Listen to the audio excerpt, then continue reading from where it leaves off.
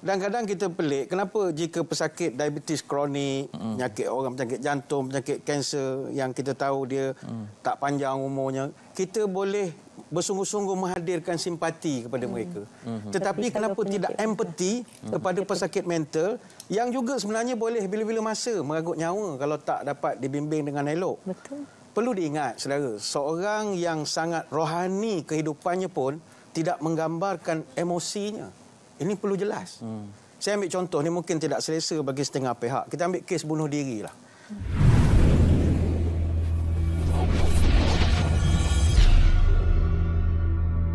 Tidak asing lagi juga, Sahibul Fadilah Datuk Haji Badli Shah Alauddin, Timbalan Mufti Negeri Pahang. Assalamualaikum, Datuk. Waalaikumsalam warahmatullahi wabarakatuh. Apa persepsi Datuk kan bila Jakim call nak jemput dan nak bicarakan pula tentang isu sakit mental, kesihatan mental ni kan?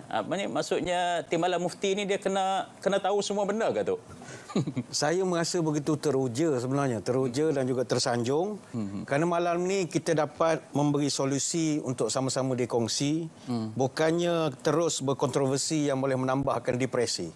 Itu yang paling menarik sekali malam, insya-Allah. Ya. Ayat power kan? Ayat power. Ya. Dia punya punchline tu dia bagi awal-awal tu. Biasa kita punchline ni dia bagi selepas tu, tapi mukadimah dah ada punchline. Saya nak tanya yang bagi Datuk Badli Shah, ya. Bagaimana pula Islam membicarakan tentang isu kesihatan mental ini, ataupun adakah persamaan perbezaan yang wujud di antara apa yang diperkatakan oleh pakar kesihatan dengan pakar dalam Islam ni, Datuk? Baik, terima kasih. Assalamualaikum warahmatullahi wabarakatuh. Bismillahirrahmanirrahim. Alhamdulillahirabbil alamin. Wassalatu wassalamu ala asyrafil anbiya'i wal mursalin wa ala alihi wa sahbihi ajma'in, amma ba'du. Terima kasih saudara saya Al-Fadhil Ustaz Zakaria selaku moderator, rakan-rakan bicara wara, Dr. Nur Ashikin binti Ibrahim, dan juga kekanda saya Ustaz Zuramli Muhammad Razali. Seterusnya para penonton sama ada di tanah air, di Singapura, di Brunei, di mana saja, mudah-mudahan berbahagia sekalian. Ya, sangat ada perbezaan di antara cara perubatan khususnya di kalangan pakar-pakar perubatan Islam dengan apa yang dilakukan oleh pakar-pakar perubatan khususnya di negara barat. Kalau kita melihat orang-orang di barat pada zaman pertengahan dahulu, mereka masih merasakan bahawa penyakit mental ini ada berkaitan dengan masalah isu roh, isu hantu-hantu ataupun kena spirit yang perlu ada campur tangan padri lah untuk nak mengatasinya. Sebab itu sekarang pun dah keluar satu filem Russell Crowe, dia berlakon filem The Pope's Exorcist. Maknanya cerita macam mana nak mengeluarkan puaka-puaka daripada orang yang berperangai pelik-pelik ini. Bagi orang Islam pula, masa zaman ilmu belum berkembang, bila ada orang yang lain sikit, dia kata, oh ini jin lah ni. Jin ataupun saka, rimau hitam, panglima hitam dan macam-macam lagi. Tapi datang para ulama, antaranya Abu Bakar Muhammad bin Yahya bin Zakaria Ar-Razi misalnya. Dia mengatakan bahawa, dia banyak menulis, antaranya buku Al-Hawi. Al-Hawi ini 30 juzuk. Dia tulis 300 muka surat lengkap, macam-macam diagnos penyakit, sakit kepala, stroke, saraf, masalah berjaga malam, kekejangan macam-macam dan kaedah rawatan. Dan dia mengatakan bahawa penyakit mental ini mesti diperlakukan sama seperti kita mengubat penyakit-penyakit fizik. Dan seperti yang doktor sebut tadi, beliau kaitkan puncanya dengan kekurangan aliran darah ke bahagian otak. Kalau Ibn Sina pula, dia mengatakan masalah ini berkaitan dengan kadar lembapan dalam otak manusia yang dipengaruhi oleh kadar pernafasan. Ada pelbagai teori. Agak baru ketika itu. Sebab itu kita melihat Islam, dia menggalakkan supaya kita diagnose dulu pesakit itu. Kemudian kita memilih cara perubatan yang sesuai. Dan Ar-Razi sendiri dalam kitab Al-Hawi menyebutkan, boleh dibuat sama ada diet, apa medicationnya, apa mungkin occupational therapy-nya, mungkin dengan aromaterapi, ada cara music therapy dan bagai-bagai lagi. Dan Ar-Razi juga, dia adalah pelopor kepada kaedah yang dipanggil ilaj ma'rifi suluki. Yang ini dipanggil sebagai kaedah cognitive therapy untuk nak menyelesaikan masalah perilaku obsesif, obsessive behavior, ataupun dalam bahasa Arab dipanggil idtirabu waswasi qahri.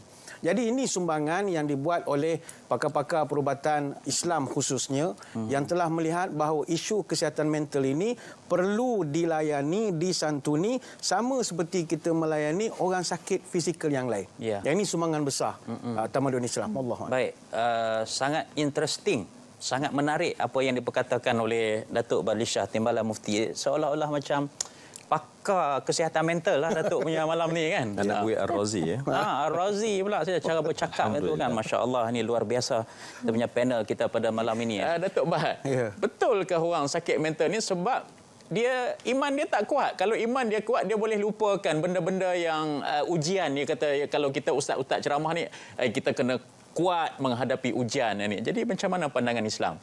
Oh, jadi makna orang mental ni lemah iman ya? Saya dah tarik balik ya. Saya dah tarik balik.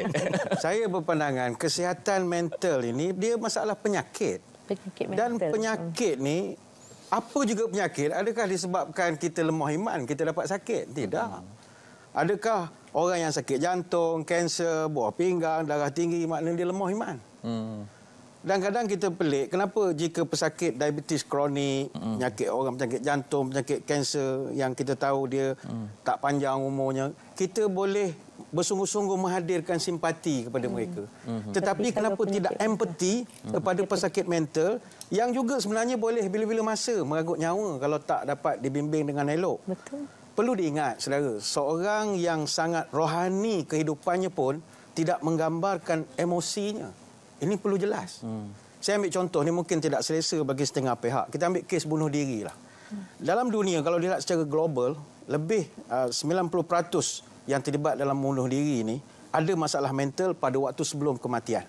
Dan 60% daripada mereka didapati mengalami kemurungan. Saya nak kongsikan statistik di Arab Saudi. Arab Saudi ni apa tak ada? Mekah, Madinah, Hajar Aswad, Kaabah. Segala kerohanian, ketenangan. Air Zam-Zam. Mana kalau pening-pening minum mungkin tenang. Di Arab Saudi, suicide rate-nya 3.4 per 100,000 penduduk. Ranking ke-163 di dunia. Banding kita di Malaysia, kita kadar bunuh diri 1/3 bagi setiap 100,000 penduduk. Laporan daripada Kementerian Statistik Dalam Negeri Arab Saudi, 295 kes bunuh diri setahun. Melibatkan 259 lelaki, 36 perempuan. Ada 134 rakyat Saudi, 125 ekspatriat. Kalau perempuan biasanya didapati bunuh diri dengan overdose ubat tertentu, ataupun minum racun, ataupun minum peluntur, klorok dan sebagainya. Lelaki biasanya gantung diri, guna serban itu. Gantung diri di kipas, overdose, dan ada yang tembak kepala. Ada satu kajian yang dibuat oleh Dr. Sa'ad Al-Khatib, pakar rujuk kanan di Hospital Psikiatrik di Jeddah. Golongan-golongan yang bunuh diri ni ada yang terpelajar, doktor, peguam, pegawai polis, pemilik hotel, orang berniaga. Sampai kita jadi, kenapa? Di mana rohaninya? Pada kita daripada sini teruja nak ke Mekah, Madinah, nak betulkan rohani. Dia dah ada di sana, tapi masih lagi ini tekanan. Sebab itu orang yang terlibat dengan masalah penyakit mental ini, kadang-kadang berpunca dari masalah kewangan. Masalah hutang yang terlampau banyak, ataupun berpunca daripada kehilangan orang tersayang, dipaksa kahwin dan sebagainya lagi. Jadi saya melihat kita tidak menafikan, kita tidak menidakkan kenyataan kelemahan iman. Tetapi saya ingat satu pendekatan holistik yang merangkumi segenap aspek perlu dilakukan, iaitu pendekatan bio, psiko, sosio, spiritual dalam psikiatri ini. Tapi kalau nak kata mereka ini iman lemah, Salah tarik balik lah. Tarik balik. Sila duduk. Sila, wallah. Jangan lari. Wallahu alam.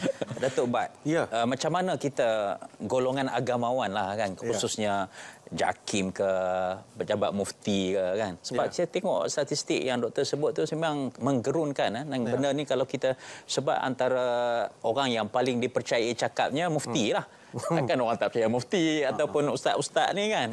Jadi macam mana golongan agamawan ini boleh membantu kita kata nak mengurangilah isu tekanan mental, kesihatan mental ni? Baik, terima kasih. Memang kita akui, memang ada dapatan kajian bahawa ramai daripada pesakit dia akan jumpa ustaz dan juga bomoh dulu sebelum dia jumpa doktor.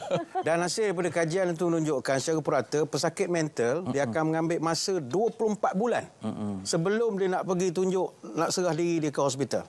Laluan paling popular sekali yang diambil oleh mereka adalah berjumpa ustaz, perawat tradisional. Itu 61.7%. Dan yang lebih itu laluan keduanya terus ke hospital dalam 24.2%. Yang terus jumpa doktor di klinik swasta ada 14%. Ertinya nombor satu, orang akan cari agama. Itu yang ramai pergi ke masjid. Jadi bila golongan ni ramai datang ke tempat kita, itu yang jadi pelik-pelik tu. Mengaku jadi Imam Mahdi. Dia apa lagi, dia tampar tu imam. Macam-macam ke. Terjun daripada tingkat atas ada berlaku di Masjidil Haram apa semua kan.